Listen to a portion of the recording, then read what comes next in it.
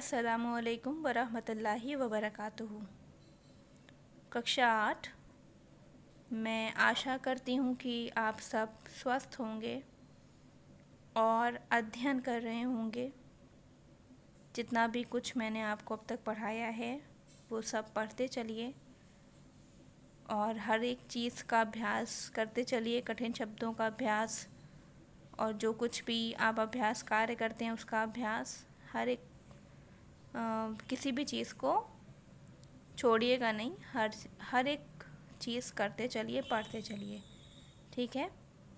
तो पिछली कक्षा में हमने ये जो पाठ 5 मंझले भैया है ये समाप्त कर लिया था। ये हमने पूरी तरह से इस कहानी को पढ़ लिया है, समझ लिया है कि इसमें क्या कहा गया है।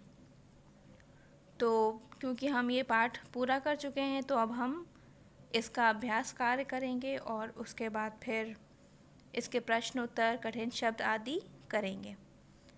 तो जैसे कि हमने इस पाठ में पढ़ा था कि ये एक मंझले भैया की कहानी है जो कि कलकत्ता से आए थे और इन्होंने FA मतलब फ़ाइन आर्ट पास किया हुआ था और ये गांव में अपने मौसेरे भाई, अपनी मौसी के यहाँ आए थे। इंद्र इनका मौसेरा भाई है और श्रीकांत जो है वो इंद्र का मित्र है। तो इंद्र और श्रीकांत नाटक देखने जाने की बात करते हैं।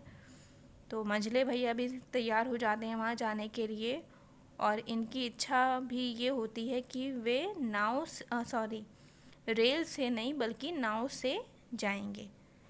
तो उनके इंद्र और श्रीकांत के मना करने के बाद भी ये नाव से ही जाने की ज़िद करते हैं और फिर ये लोग नाव से जाते हैं, जबकि पानी की धारा भी विपरीत दिशा में होती है इन्हें जिधर जाना है उसके, और हवा भी विपरीत दिशा में चलने लगती है थोड़ी देर बाद, जिससे इनको पूरे रास्ते में बहुत सारी कठिनाइयों का सामना करना पड़ता है।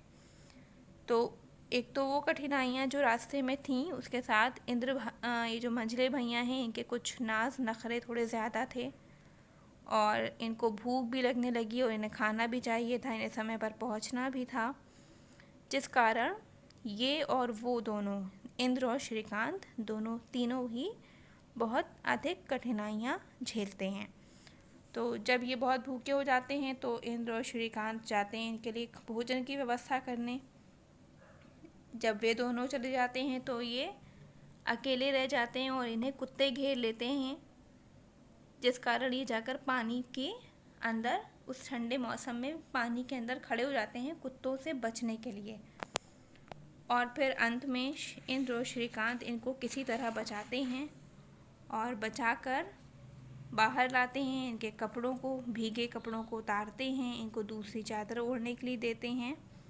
इस प्रकार से इनकी ये यात्रा अधूरी रह जाती है। वे नाटक देखने तो नहीं जा पाते हैं बल्कि बीच रास्ते से ही इनको अपने घर वापस लौटना पड़ता है।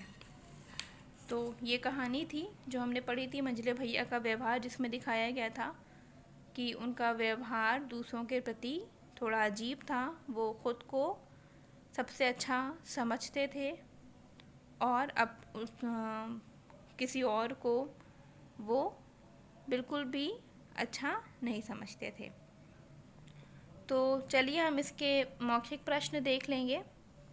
मौखिक प्रश्न में सबसे पहला प्रश्न है कि इंद्र क्या सोचकर रोने लगा। तो आपको याद होगा हम लोगों ने जब ये पाठ पढ़ा था तो हमने पढ़ा था कि जब ये इंद्र और श्रीकांत भोजन की व्यवस्था करने जाते हैं तो मंझले भैया अकेले होते हैं और वो टुन टुन टुन रे गाना गाने लगते हैं, जिसकी आवाज़ सुनकर वहाँ कुत्ते आ जाते हैं और उनके उस अजीब से हुलियों को देखकर, क्योंकि गांव में कोई भी इस तरह के कपड़े नहीं पहनता है, सर पे टोपी, ओवरकोट और पंप शू आदि जब देखते हैं कुत्ते तो वो उन पर हमला बोल देते हैं और जिससे वो जान बचाने के लिए पानी में चले जाते हैं। वो तो पानी में जाके खड़े हो जाते हैं, लेकिन श्रीकांत और इंद्र ये समझते हैं कि उनको भेड़िया खा गया, जिस पर क्या होता है कि इंद्र रोने लगता है यह सोचकर कि मंझले भैया नहीं रहे, उनको भेड़िया खा गया।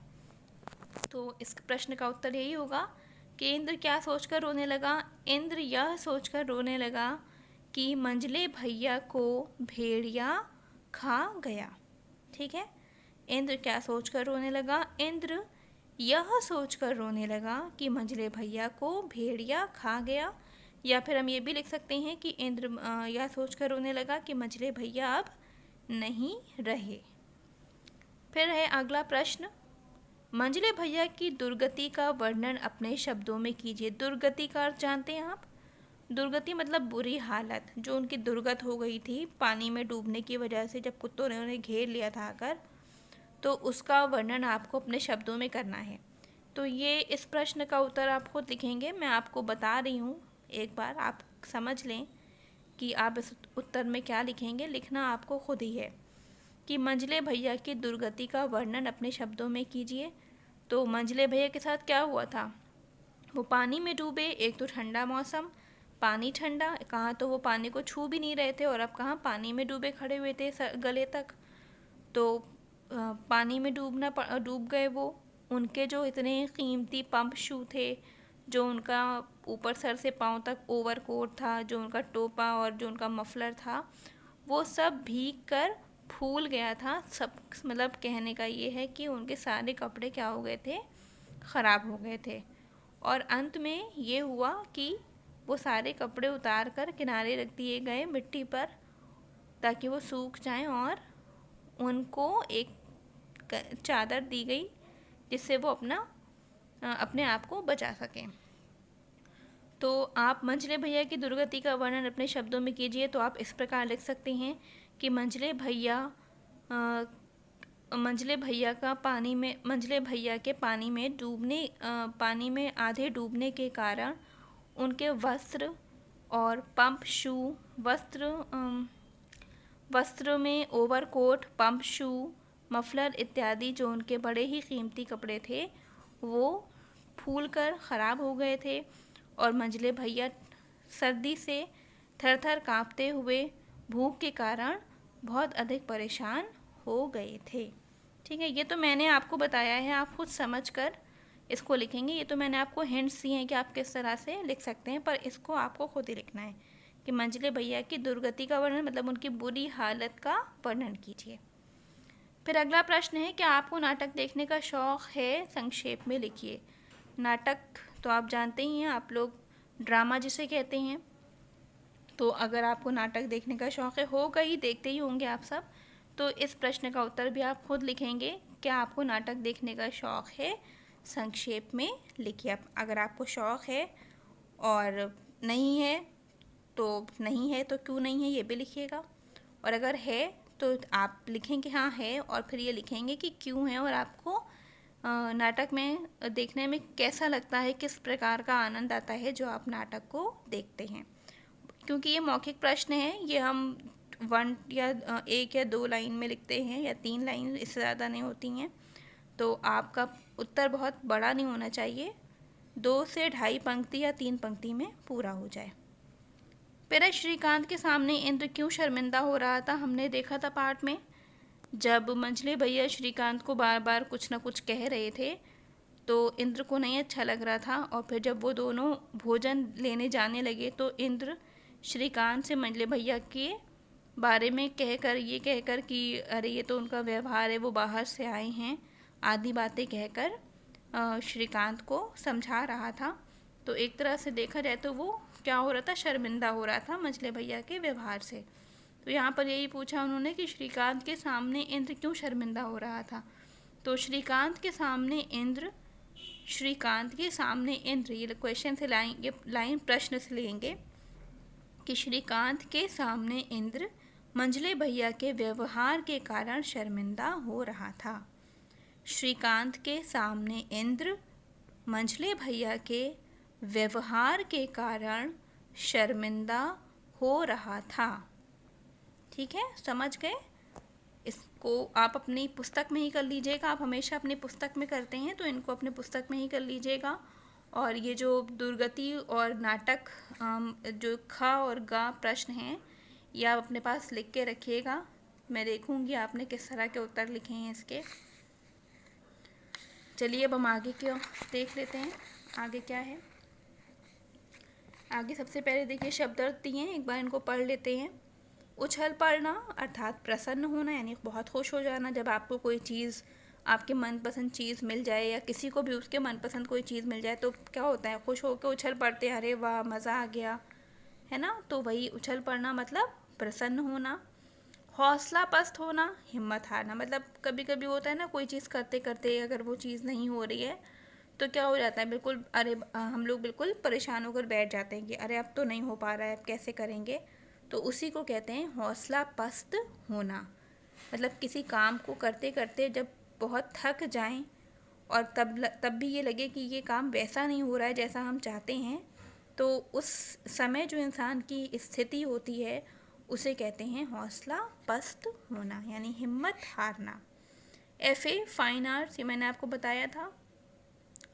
फिर है समेटना, यानी इकट्ठा करना, ये आप सब जानते हैं, बहुत ही सरल शब्द है और अर्थ भी बहुत सरल है। फिर है मुसीबत, कष्ट, यानी कष्ट और संकट। मुसीबत यानी परेशानी आ जाना, तो उसको कष्ट भी कहते हैं और संकट भी कहते हैं। ताड़ पतवार, यानी नाव खेने का भास। खेने मतलब नाव को चलाना। नाव को जब आपने देखा हो कभी, अगर आप नाव पर बैठे होंगे तो आपने देखा होगा, महसूस किया होगा कि जो नाविक होता है, जो नाव चला रहा होता है, उसके पास जो डंडा होता है उसे ताड़ या पतवार बोलते हैं, बड़ा सा। उसमें जो बीच, ऐसे तो लंबा डंडा होता है पर नीचे चौकोर सा और थोड़ा बड़ा सा पत्ती जैसा चीज़ होती है, मतलब पत्ती जैसा होता है। और उसके वो क्या करता है, वो उससे वो पानी को हटाता है, नाव के आगे से पानी को हटाता है। और जब वो पानी को हटाता है तो नाव क्या होती है, आगे की ओर बढ़ती जाती है। तो उसी को कहते हैं डांड या पतवार। नाव खेने का, यानी नाव को आगे बढ़ाने का बांस। फिर है जल भुन उठना, यानी बहुत गुस्सा आना, क्रुद्ध होना, बहुत ज़्यादा किसी चीज़ पे गुस्सा आ जाए तो उस परिस्थिति में क्या कहते हैं लोग कि जल भुन उठना, बहुत क्रुद्ध हो जाना, बहुत गुस्सा आना। कुढ़ना, यानी दुखी होना, मन ही मन हम किसी चीज़ के लिए बहुत परेशान हैं तो उसको क्या कहते हैं, कुढ़ना, यानी दुखी होना। आदमजाद, ये उर्दू का शब्द है। आदमजाद यानी आदमी, यानी आदमी की ज़ात, आदमजाद। डींग मारना, ये हम सब बहुत बार पढ़ चुके हैं, यानी बहुत लंबी लंबी हाँकना, जिसे आप कहते हैं ना हाँको मत, क्या हमने सुना होगा, अक्सर लोग कहते हैं हाँको नहीं, या वो हाँक रहा था, तो उसी को कहते हैं डींग मारना, यानी बड़ी बड़ी बातें करना। जैसे कि मंझले भैया जो हमने पाठ पढ़ा है, इसमें मंझले भैया क्या कर रहे थे, डींगे मार रहे थे। दंभ यानी घमंड, जो हमें अपनी किसी भी अच्छी चीज़ पर या अपनी किसी अच्छी आदत पर बहुत घमंड होता है, उसे दंभ भी कहते हैं। तो दंभ जब भी आएगा तो इसका अर्थ हम क्या लिखेंगे, घमंड। फिर आंचल, आंचल यानी पल्ला, हम सब जानते हैं आंचल का अर्थ, जो हम तो पट्टा ओढ़ते हैं, जो साड़ी बांधते हैं, उसमें जो आखिरी हिस्सा होता है वो क्या कहलाता है, आंचल, और उस आंचल को पल्ला भी कहा जाता है। ठीक है, तो ये शब्द अर्थ हो गए।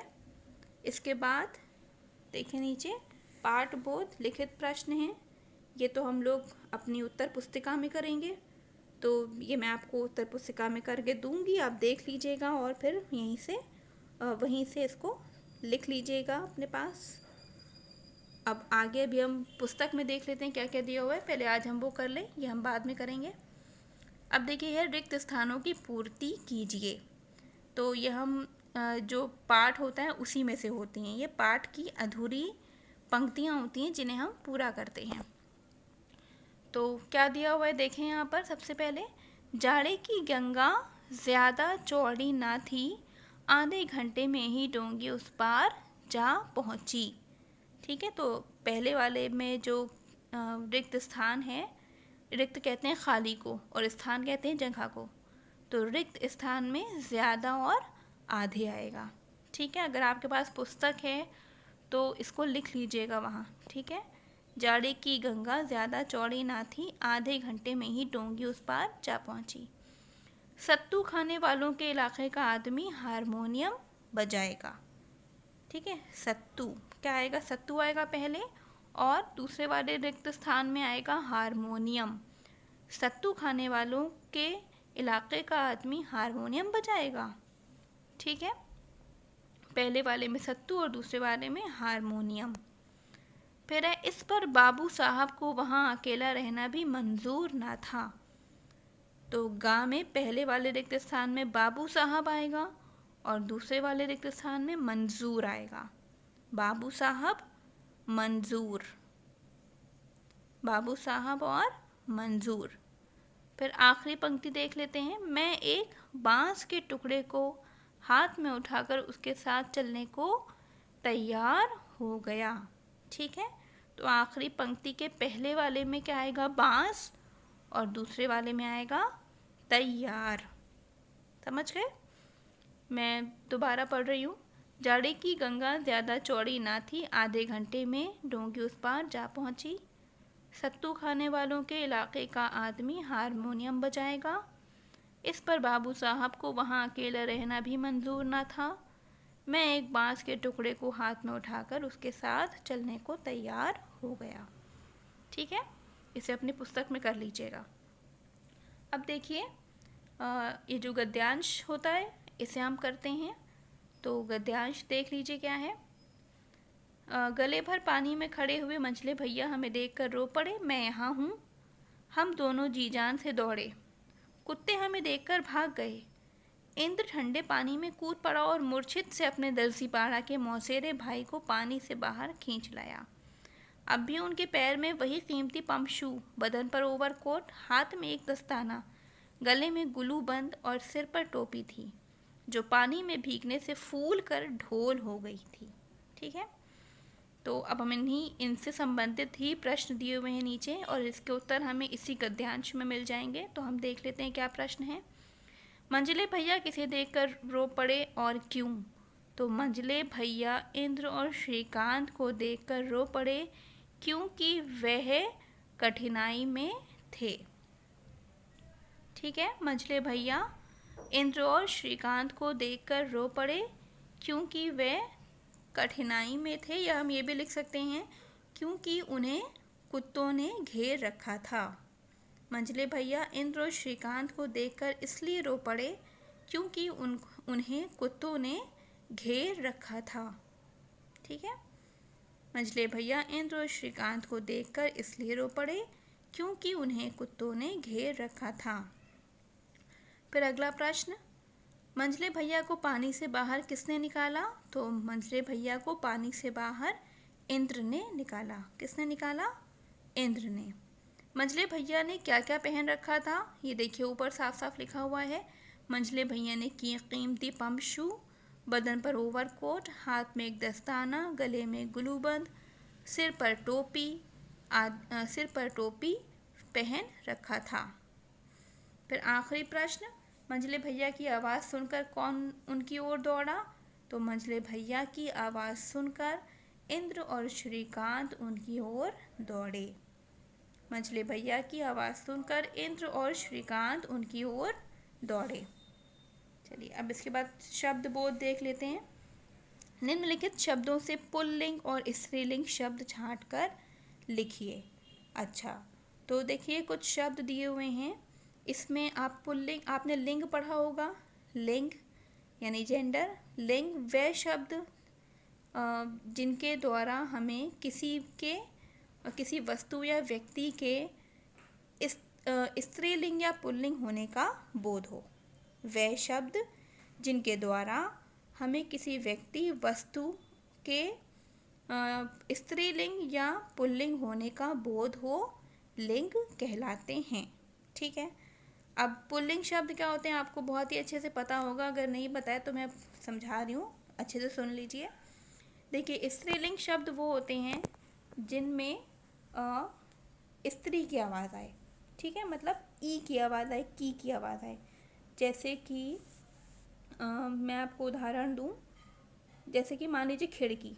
ठीक है, अब खिड़की क्या है? खिड़की क्या है? खिड़की टूट गई या खिड़की खुली है। हम लोग कभी कहते हैं खिड़की खुला है या खिड़की टूट गया? नहीं। क्यों नहीं कहते? क्योंकि खिड़की एक स्त्रीलिंग शब्द है, इसलिए हम कभी ये नहीं कहते हैं कि खिड़की टूट गया या खिड़की खुला है। हम हमेशा क्या कहते हैं, खिड़की खुली है या खिड़की टूट गई। क्यों कहते हैं? क्योंकि स्त्रीलिंग शब्द है खिड़की। ठीक है, क्योंकि खिड़की क्या है, एक स्त्रीलिंग शब्द है। इसी तरह से हम कहते हैं रात, देखिए रात दिया हुआ है, रात आपने कभी सुना है किसी ने कहा रात हो गया है? सब क्या कहते हैं, रात हो गई है। सॉरी बच्चों, वहाँ पे कुछ गड़बड़ हो गया था, तो मैं यहाँ पे आपको फिर से बता रही हूँ ये।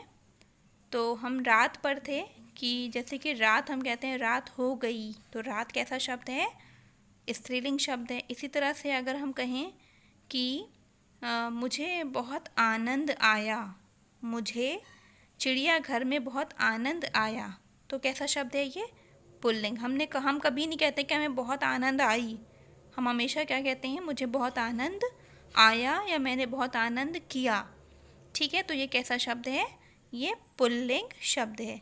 अब जैसे कि देखिए जूता दिया हुआ है, तो जूता कैसा शब्द है, जूता कहते हैं ना जूता साफ कर दो, या जूता टूट गया। कभी कोई कहता है कि जूता टूट गई, सब क्या कहते हैं, जूता टूट गया। तो कैसा शब्द है जूता, पुल्लिंग शब्द है। इसी तरह से वो सारे शब्द जिसमें ई आता है वो हम स्त्रीलिंग में लिख लेंगे, और जिसमें अ आता है उसको हम पुल्लिंग में लिख लेंगे। जैसे कि गीत गाया, तो गीत हो जाएगा पुल्लिंग शब्द। साहब आया, साहब आए, साहब आई तो नहीं होता है, साहब आए कैसा शब्द है, पुल्लिंग शब्द। पाँव टूट गया या पाँव में दर्द हो रहा है, कैसा शब्द है, पुल्लिंग शब्द। पेट कैसा है, पुल्लिंग। आनंद, जूता, आलू, जाड़ा आदि कैसे शब्द हैं, पुल्लिंग शब्द हैं। इसी तरह से रात, नाव, चादर, खबर, जाड़ा, घटना, कृपा, घृणा, बालू आदि कैसे शब्द हैं, स्त्रीलिंग शब्द हैं। तो इनको अच्छे से कर लीजिएगा, समझ लीजिएगा, आपके पास पुस्तक होगी उसमें लिख लीजिएगा। ठीक है, आज की कक्षा यहीं पर समाप्त होती है। अपना ध्यान रखिए, खुश रहिए। अस्सलामु अलैकुम वरहमतुल्लाहि वबरकातुहू।